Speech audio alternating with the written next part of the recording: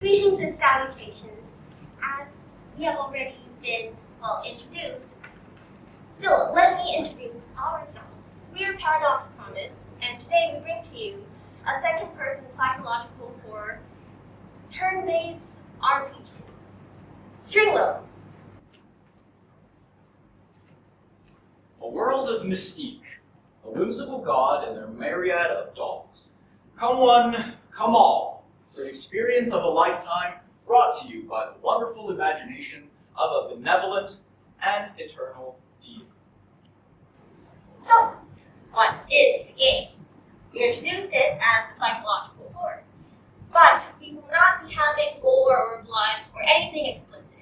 It's going to be cutesy and has to be. The game type is a fake turn-based action RPG visual novel game, and it's a second-person game, and we'll dive into what that means later on. What is the story? We oversee marionette, the lead pop, the beloved president of Monda's marionettes. And what is the game? So the game is a episodic linear story that's based around chapters that focus on the stages of grief. It is a creature collector game, so there's a lot of free roaming and also an option to progress to a new game plus if needed. The game session is around 20 hours in total, and it is shorter than most narrative games, although considering it is a indie game team size, it is well suited. The gameplay is split into roughly 60% narrative and 40% combat encounters, and the art direction goes along the lines of a timeless, childlike pastel paint type art direction. So out of combat, the game is built as a narrative-driven creature collector game, similar to games such as Pokemon or Persona. Featuring multiple routes and endings, the game features imagery of gods, puppets, and the dolls. The player controls a puppet and advances through the story while using different dolls to assist them in combat. The combat scenario is built around the puppet, which is the players, and a team of dolls. The player controls two different dolls at once and merge them by stitching them together and creating a new doll mesh. A mesh between two dolls in the party, which give different buffs and mechanical advantages depending on which dolls you merge together. The combat system works along the lines of a turn-based game, however, is time limited in a sense where there is an AP bar, or an action point bar, which scrolls through the screen as you progress through your turn. It is essentially a time-gated turn where you have to use your abilities as the bar goes and sequence your abilities together in order to fit every single thing inside the AP point in a turn.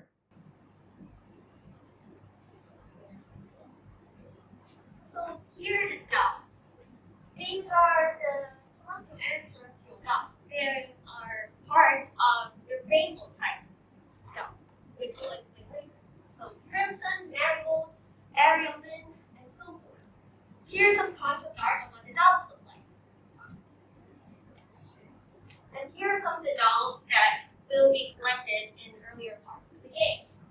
They are different from the rainbow type dolls, black and white, little boy types. So, what exactly is doll mesh? Doll mesh is the act of stitching two dolls, shown earlier, together. You stitch them to provide different mechanical buffs and advantages by stitching different dolls together and creating different combinations depending on which encounters you encounter. So today we are from Metal Pipe Falling Down .mp14. We will be presenting to you the game Dash Out. Dash Out will be an online multiplayer game with adventure and action. So let's start. We will talk about the game, development plans, and feasibility of the game. So first of all, you will be greeted with a short introduction about the game. You are called a survivor. You was an astronaut, but you got stranded on a wasted planet. You need to collect the plasma core, which is an energy source, in order to recharge your ship and get out of the planet. You need to also defend your ship and sabotage other ships, so you can be the one that get home. The environment.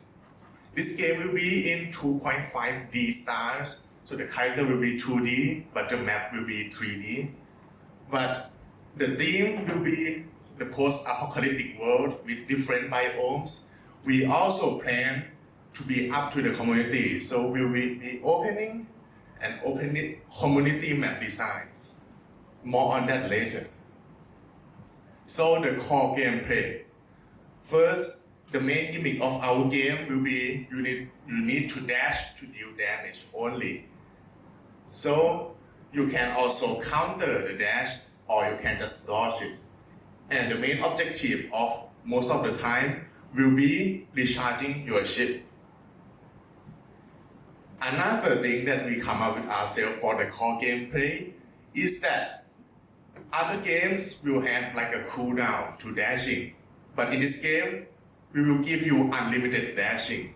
But there will be an overheat.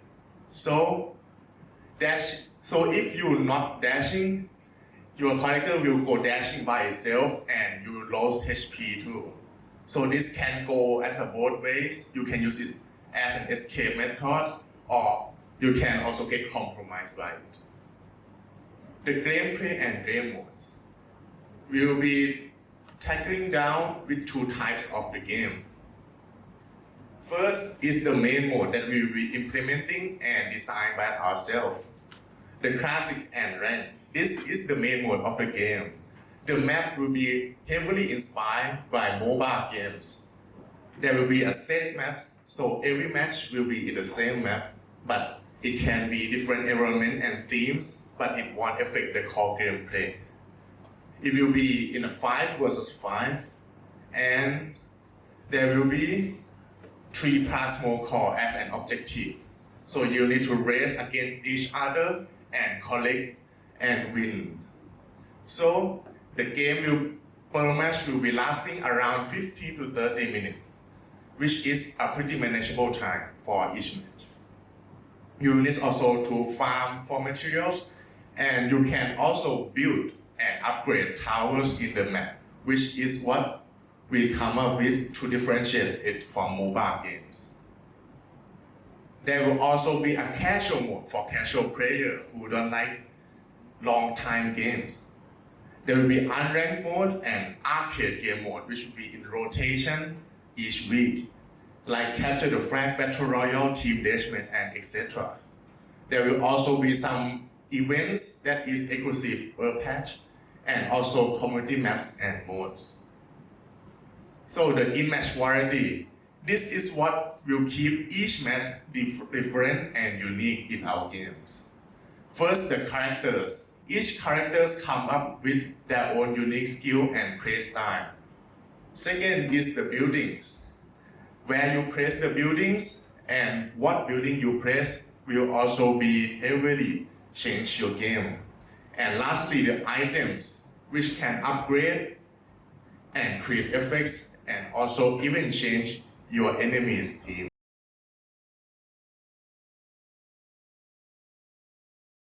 It's called Capiran. So first, the game description is a fun, simple little pixel game that lets you turn into a cute capybara. The objective is to explore the cappy world and avoid getting caught by Mr. Carrot or fall down the hole. Moreover, you can dress up your capybara by using the coconut points that you collect in the game and buy them some dresses. So at first we thought of the mood and tone, so we will do a fun pixel art little shield thing so that people can just enjoy it and have fun. They don't have to think much when they play the game, and the theme is relaxed, so yeah, there you go. And then the design, first we came up with the capybara. So I did some animation for the game, and there are all, there's like walking, I forgot to start the timer. Okay. And next is the Mr. Carrot. So why do we choose Mr. Carrot? Because capybara shouldn't eat carrots. They have too much vitamin A for capybaras. And next is their dresses. So these are all the dresses I've done, like 4 a.m. in the morning, but no problems. And this is the first screen of the game. And this is the home page where they can choose their clothes and let's pray. And the cutscene. Oh, so the story is the capybara is chilling in his little tub, and then he falls asleep. So there's this carrot doll that he has. So he has a nightmare that the carrot chases him. Yeah. And these are other assets. Okay, so for first, we thought that for the game design, we have to build own game, but it looks like we just doing only the design. So I just create all the game. And here's the coding example. And we use space to jump as a control.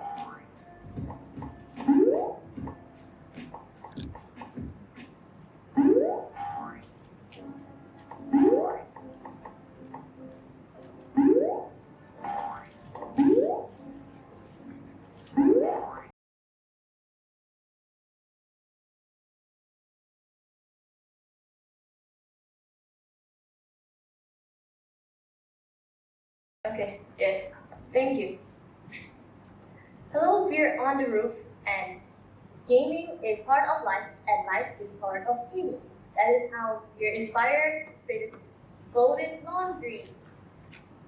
So the game design team was recharge and recover, which sounds like something that people just go and relax on the beach. So what can be more relaxing than chores? From humble t-shirts to presidential pants and spacesuits, what's your way to the title of Best Launderer of the World? It's a lighthearted adventure inspired by What If Pixar's Pursuit is Not Food. You start from doing laundry for your household, then open a shop in the city, and then to bigger industry than beyond. The style will be low poly, and because it is charming and excitable, and 3D model assets could also be used via coding. The current art is only symbolic of actual aesthetics.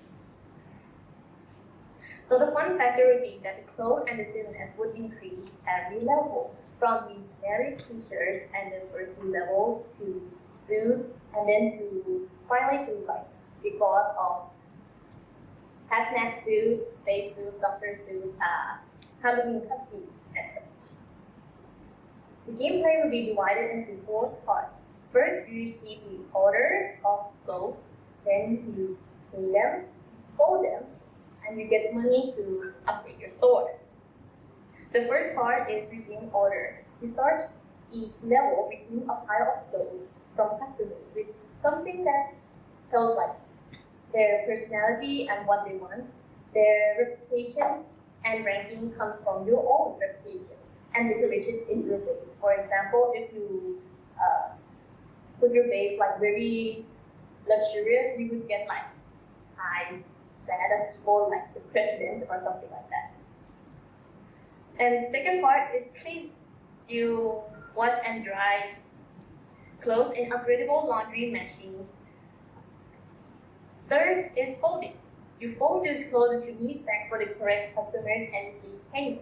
There are multiple ways to fold these clothes, so it's up to the player's creative imagination. Just have to put into a neat spec and sort and give to the right customer, and you get paid. Yeah.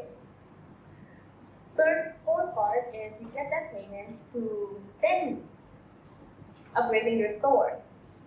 The store will have you can upgrade your washing machine, drying machine, and increase your reputation that way. Also, sometimes when you clean and wash stuff, there will be collectibles falling out, and you can use those to upgrade your store too. So here's the summary of the user journey before the game. Before the game, they should be interested to hear what it is and want to play it. We will make the game free at first so that they could be lured in and then make in-game purchases. During the game, they have to be fun playing it and then want to play more. And afterwards, they will want to tell others about it.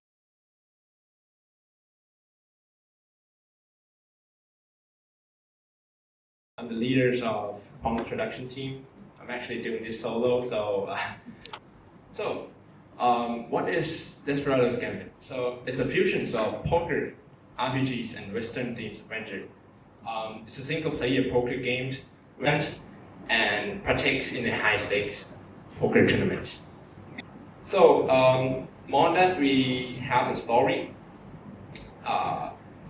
which will be done through the implementations of a reputation system.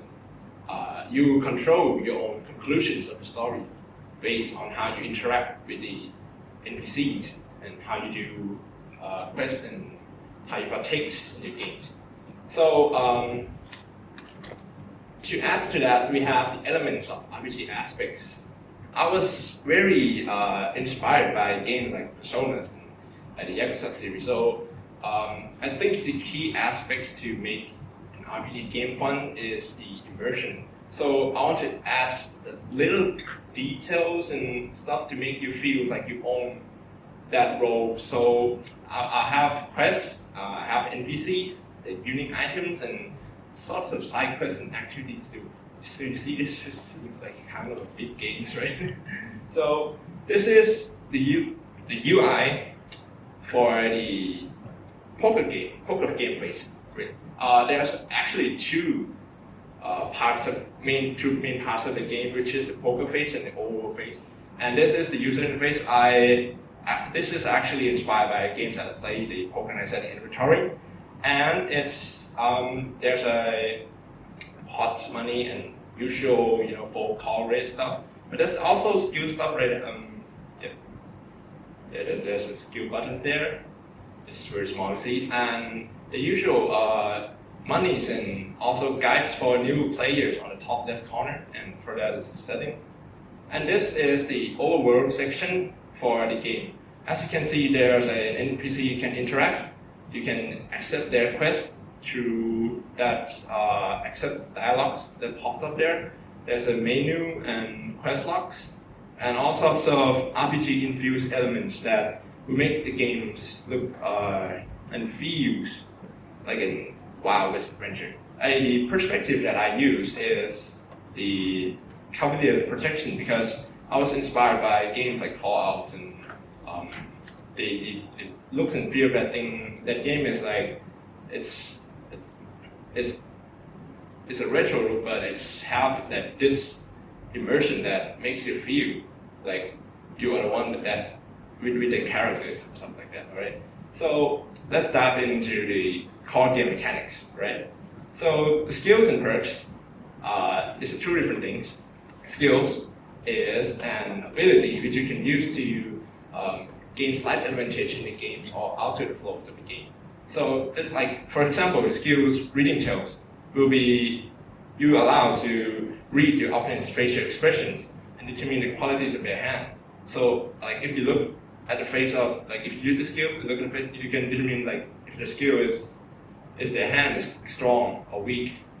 And on the opposite end is the perks, which is an innate ability which you could equip to change the tones and moods of the game and control the behaviors of the AIs, like the skill aggressive nature, which allow increased chance success rates in bluffing and make AI opponents less likely to follow, let's say, his bluff. So this is some more skill that I think of. The hand manipulation skill is a manipulation type skill which allows you once per game to change any cards in your hand And also the skill snake bites, which makes the opponent panics and actually he accidentally show one of his cards. So the player know that the opponent what's the opponent card was. And the last one is the counterers, which is like a counter to the snake bite. One more thing to mention is that the using of the skills can be punishable, and also the skill that I mentioned earlier, the hand manipulation skill, is considered to be a cheating skill. So what is a cheating skill? So if you use any cheating skill, you get a warning that the other gambler may notice you, that you cheat, and if they find out, they will call you out, and you will left with 3 options: to fight, or to negotiate, or to run. If you fight, you will be participating in gunslinging events, which is a quick mini-times event which I will show later. And if you negotiate, you will pay some amounts of money to be able to continue playing the games. And if you run, you will lose all your money. And you also lose your reputation, which I will explain to you. So this is kind of a consequence of the mini-games that I recommend. The dueling. If you win the dueling, you gain all the money, but if you lose, you also lose all the money. So yeah. So this looks at the exploration aspects of the game. I really like Persona 5. It's a game that makes you feel very immersed. So I'm trying to complement that aspects of Persona 5 into this game. So I've been adding cities to be able, many cities to be able to explore, and to have NPC interactions, and they can also give side quests too. And there's also tons of mini games to be able to do, like horse riding, gunslinging, farming, and mining. And to complement on more exploration, I read the concepts of the game that have hidden items in there. So there will be unique interaction and hidden item hidden throughout the whole session of the game. And it's already mentioned. Wait. All right, so there's more to this, but it's kind of a deeper level of the mechanics of the game, the reputation system, which affects the conclusion of the story based on your how you interact with the NPCs and how you do side quests. It's kind of similar to the Fallout systems of karma, which if you do like wrong quests, you're going to like piss someone off, something like that. And the split and the upgrades for skills and perks, and there's also a opponents and boss fight in this game too.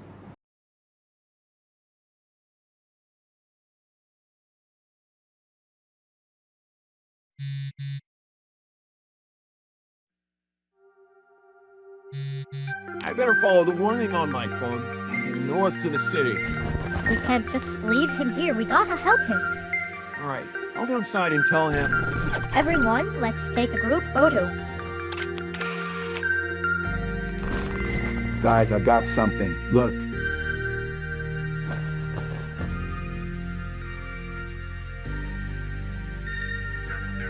So, hi, good afternoon everyone. My name is Gus Sangel, you can call me Gus. Guys, I'm where actually is here Melanie? as gotta pitch you as a solo team. And so, first about this game, in Converge, you play as Eddie. You are a nomadic young man who lives in his late father RV.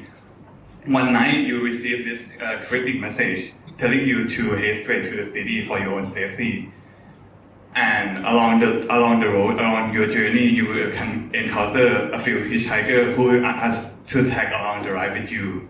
And besides, these roads also contain many obstacles and cryptic phenomena that is somehow linked to you and the other hitchhiker. You deal with this event individual and the supernatural journey.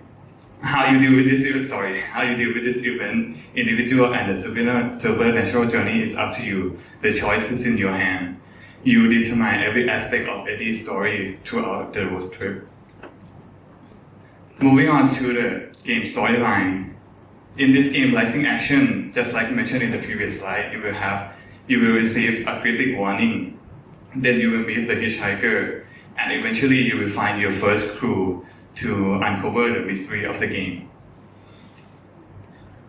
For the mystery of the game, just like you see in the teaser, once you found your first clue, the game will take a terrifying turn, and just like you saw in the teaser, once Melanie found the old painting of herself, in the next morning she just randomly disappeared.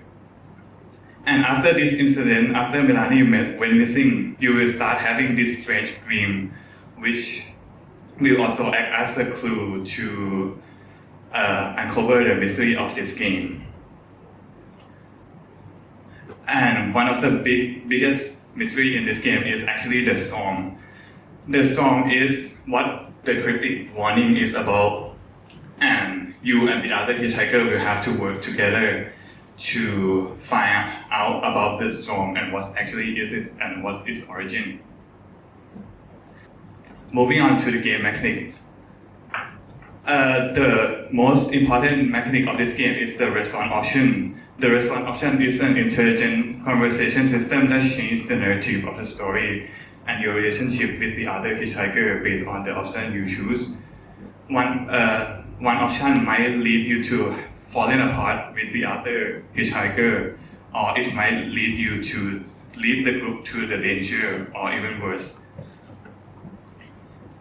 Next is one of the two status in this game that you will have to maintain. First is sanity. If your sanity level goes below 50%, one of your response option will be corrupt, just like you saw in the pictures. You cannot choose the corrupt option, so you will you will be forced to choose the other two. And when your sanity reaches 0%, all of the response option will be corrupt, and you will be forced to choose the worst possible response. Your sanity will degenerate as the time passes, or when you face supernatural phenomenon head-on. However, you can replenish your sanity by eating, drinking, or go outside your RV to take some fresh air and touch grass. And the next status is alertness. It's pretty simple. You cannot just drive for 3 days straight, you will have to rest. The alertness determines the frequency of the inconvenient event on the road. The less alertness you have, the more inconvenient event will be triggered. Just like your sanity and your alertness will also degenerate over time, and you can replenish your alertness by resting or consuming the energy drink that you can find throughout the game, maybe in the convenience store or the gas station. And lastly, you have to keep in mind that the storm is behind you at all times, and eventually if you took too much stop to rest, or you face too much accident or inconvenient event on the road, the storm will catch up to you, and once the storm reaches you, it's game over. However, if you don't want to take too much stop, you can also assign the other hitchhiker to drive your RV. But beware that some of them aren't much as driver as they seem to be, and they might even increase the chance of the accident on the road.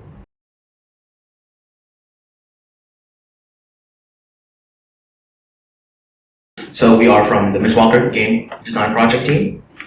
So first of all, concept and design. We are an open world RPG action adventure. Think of Far Cry New Dawn or Bioshock. We have themes such as semi-post-apocalyptic, steampunk, rebellion, and propaganda. So let's just get into it. First off, let's go into the character and alliances. So you play as a Mistwalker. A Mistwalkers are the people who left during the Exodus. We'll go into the timeline later on. But what you aim to do is you try... First off, there's the big main bad guy. They're called Biocharge Industries. They rule the world with this thing called the Genesis Fuel. They give you immense amount of power, but with a downside, which is global warming and global deforestation. You as a Mistwalker aim to stop them. You either play as Rosa or Mane, and you use this thing called the Mist Gear. The Mist Gear is going to be your weapons in the game. It is, for example, the hydraulic rifle and the steam saber. The hydraulic rifle is just like any other semi-automatic rifle in any other game, and your steam saber is just like any other melee weapon. But instead of metal as ammo or normal ammo, you use water. As the name is called Mist Gear, what you use is steam. Steam is going to be your friend in the game. You're going to use steam all across the whole entire world here. So, how does it work? Water heats up, becomes steam, and you use it. For example, the hydraulic rifle, pressure builds up, you shoot the weapon. Steam saber, the pressure builds up, you hit harder.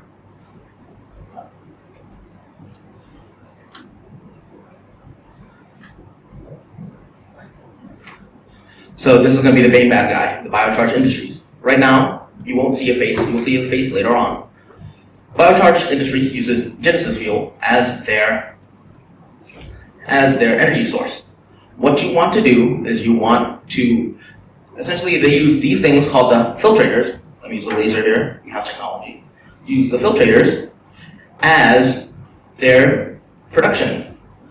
What you want to do is you want to go into their regions and you want to either destroy or purify their filtrators and make them become water filtrators so you can produce energy for yourself.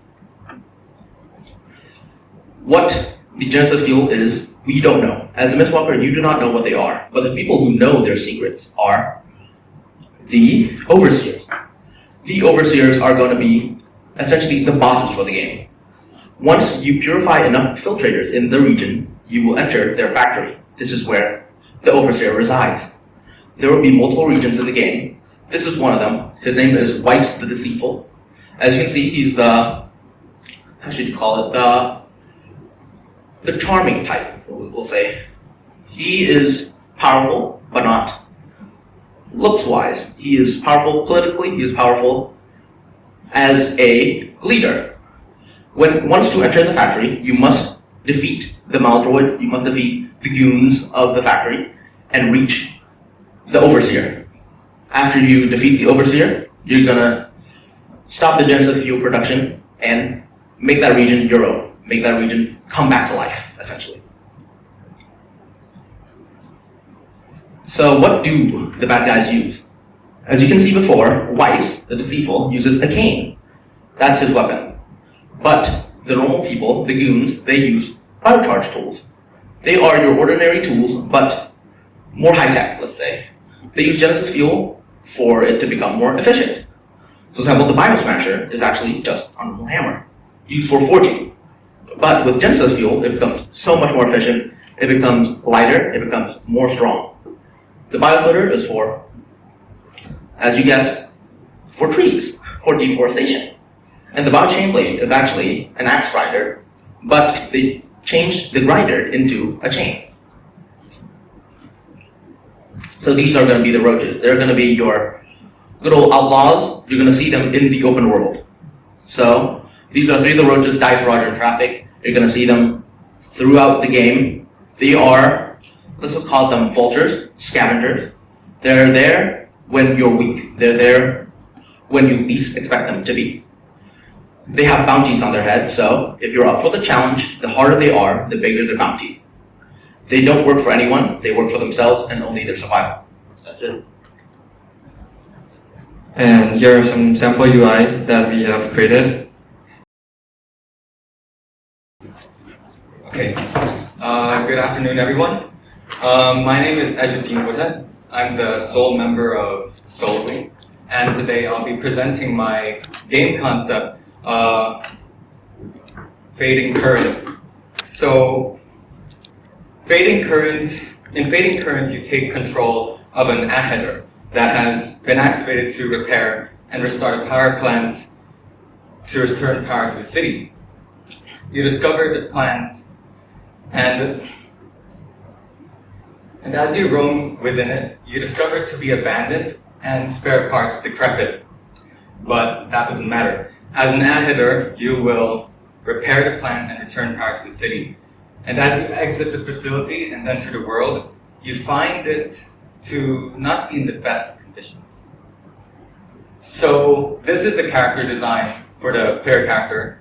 I'd like to clarify first that AHEDR, what it stands for, Autonomous Hazardous Environment Diagnostic and Repair Robot. Repair and robot being consolidated into one letter. The AHEDR is based off of a standardized frame called the EG5, and this standardized frame is capable of being swapped out with different parts for simple repairability and adaptability. You can see that there are two different head models, one of which the EG75S, which is a specialized model with a variety of cameras and sensors. This plays into a few game mechanics, which I will explain later. There is also a military type head called the BH1, which can be found on an enemy type, which is an autonomous military robot. This part is heavy. It's very durable, however. Now, this is the most important game mechanic, and that is the robot's energy levels. So on the left, this is an element of the HUD, and it represents the total amount of energy remaining in your battery and the power drain. And this power drain is affected by player activity. So if you run a lot, if you use a lot of energy to do actions, stuff that isn't necessary, you'll drain your battery very quickly. And your battery doesn't drain quickly, however, but once you do start doing things, it does. And this is very bad because once you reach 0%, it's game over and your run ends, in which you'll have to restart from the beginning again with a fresh run. This is a purposeful design choice because in my experience playing games, having a quick save that the player can immediately reload to kind of avoid mistakes decreases the intensity, the importance of your actions. And my main goal with Fading Current is to make it an experience, something that you really have to get into. Now, there is also another part of the mechanic where you can tune your robot's energy consumption rating. So, like how you can undervolt a laptop to decrease energy usage and temperatures, you can adjust how much energy the individual parts of your robot uses, such as camera sensors, processing units, and individual moving parts, such as your legs. So if you're not going to be running a lot, you can tune down the energy rating on your legs to save some energy, and possibly to decrease degradation from use. Also, temperature is an important mechanic because just like any machine, temperature can either break or make something. And doing a lot of actions can raise your temperature. And this also decreases your efficiency, which causes your energy usage to move up a bit. Next is the repairs and upgrades. So in-game, unfortunate events might occur and you might sustain damage. So parts such as armor or internals such as joints and such can be easily replaced thanks to the AHEDR's standardized frame. However, when it comes to upgrading important parts such as your head, which contain important sensors and whatnot, or even changing a processing unit in your robot to gain better advantages, you'll have to use a maintenance station, which is only in certain points of interest. So players will also have to route their way across the map around these whilst exploring dangerous areas. Next are obstacles. So within Fading Current, the world is post-apocalyptic and war-torn. However, some time has passed since that, and the world has become overgrown with growth, with plant life. And due to some unfortunate side effects to the war, it has caused some animals to mutate. For example, a bear.